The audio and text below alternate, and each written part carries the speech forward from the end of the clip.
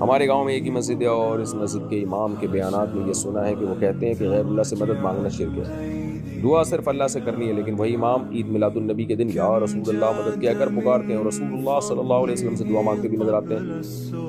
تو میری فرض نمازوں کا کیا حکم ہوگا، کیونکہ دوسری مسجد گاؤں کے باہر ہے، کوئی اللہ کے نبی سے اس طرح باقاعدہ دعا مانگ رہا ہو تو بھائی یہ تو شرک ہے نا۔ وہ خود امام صاحب کہہ بھی رہے ہیں کہ اللہ سے مانگو، کسی سے نہ مانگو، تو امام صاحب کو بتایا آپ کیا کر رہے ہو؟ تو پھر اگر کوئی امام اس طرح کر رہے ہیں تو اس کے پیچھے نماز جائز نہیں ہے، کیونکہ امام کا توحید پرست ہونا ضروری ہے۔ مسافر جماعت سے نماز کیسے پڑھے گا؟ مسافر امام کے پیچھے مقیم کیسے نماز پڑھیں گے؟ نیز مسافر مقیم امام کے پیچھے پوری نماز پڑھے گا یا نہیں؟ خالد صاحب سویڈن سے۔ دیکھیں، مسافر جو ہے امام کے پیچھے، اگر امام مقیم ہے تو مسافر اس کے پیچھے پوری نماز پڑھے گا، اور اگر امام بھی مسافر ہے تو جیسے امام مختصر نماز پڑھے گا تو مسافر بھی مختصر نماز پڑھے گا۔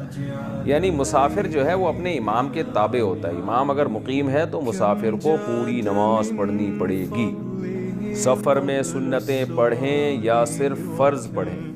ایک عالم کو سنا جن کے مطابق سفر میں اگر آسانی ہو تو پوری نماز پڑھنی چاہیے، اس بارے میں رہنمائی فرما دیں۔ شہاب اظہار امریکہ سے۔ بہت ساری احادیث ہیں جن میں سفر میں سنتوں کا چھوڑنا ثابت ہے، کہ سفر کے دوران سنتیں چھوڑی گئی ہیں، صحابہ سے بھی ثابت ہے۔ تو اس لیے اگر ٹریولنگ کر رہے ہیں نا آپ، تو چونکہ اس میں عام طور پر انسان پریشانی میں ہوتا ہے، جلدی میں ہوتا ہے، تو ایسے موقع پہ سنت مؤکدہ چھوڑ دی جائیں، سوائے فجر کی 2 سنتوں کے، جیسے کہ احادیث سے یہ مضمون ثابت ہے۔ لیکن اگر کہیں آپ نے اسٹے کر لیا ہے اور آپ 15 دن سے کم ٹھہرنے کی نیت ہے، تو اگرچہ شرعی لحاظ سے آپ ہیں مسافر، لیکن اب آپ سکون کی حالت میں آ گئے، اطمینان کی حالت میں آ گئے، تو پھر سنت مؤکدہ ہی رہتی ہے۔ ایسی صورت میں اس کو ہم یوں بیان کرتے ہیں کہ فرض نماز جو ہے یہ تو سفر میں بہرحال 2 رکعت پڑھی جائے گی، اور چاہے سفر میں مشقت ہو یا نہ ہو۔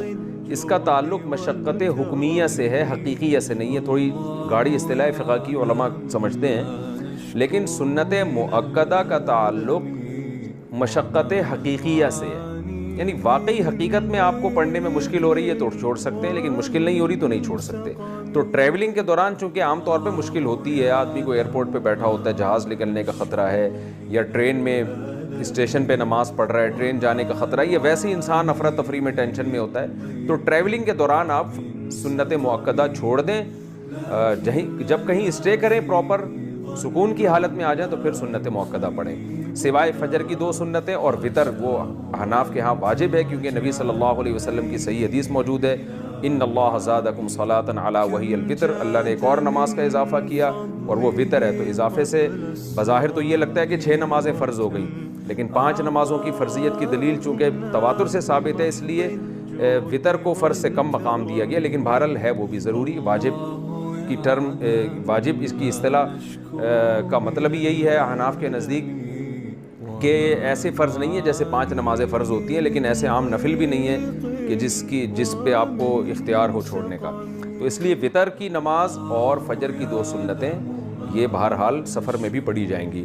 اور اگر بہت ہی زیادہ ٹینشن ہے، اتنی افراتفری ہے کہ آپ کو پتہ ہے کہ آپ نے فجر کی 2 سنتیں پڑھی تو ٹرین نکل جائے گی، تو فجر کی 2 سنتیں بھی چھوڑ سکتے ہیں ایسی شدید مجبوری میں، لیکن وطر بہرحال وہ ہر صورت میں پڑھے جائیں گے۔ اب ٹرین تو نکل جائے گی، لیکن ٹرین نکلنے سے بچنے کے لیے یہ نہیں کہ آپ ٹرین نکال دیں پھر ٹرین میں پڑھ لیں آپ، یا کسی بھی طرح سے، یعنی وطر کی ویلیو سب سے زیادہ ہے، اس کے بعد فجر کی 2 سنتیں، اس کے بعد پھر باقی سنتیں۔ مسجد میں بلند آواز سے تلاوت کا حکم؟ کیا مسجد میں بلند آواز سے قرآن پڑھ سکتے ہیں؟ محمود صاحب انڈیا سے۔ اگر کسی کو اعتراض نہ ہو، کسی کی عبادت میں خلل نہیں ہو رہا تو پڑھ سکتے ہیں، اگر خلل ہو رہا ہے تو نہیں پڑھ سکتے۔ سجدے میں پیروں کو ملائیں گے یا نہیں؟ سجدے کی حالت میں پیر کو ملائیں گے یا نہیں؟ ناصر اعظم حیدرآباد دکن سے۔ نہیں ملائیں گے، پاؤں کو کھولنا ہے اور انگلیوں کو قبلے کی طرف کرنا ہے جتنا ممکن ہو۔ کیا سنتوں سے فرض کی کمی پوری ہوگی؟ حدیث شریف میں ہے کہ قیامت کے دن فرائض کی کمی نوافل سے پوری کی جائے گی، کیا اس میں سنت مؤکدہ اور غیر مؤکدہ بھی شامل ہے؟ گوہر علی امارات سے۔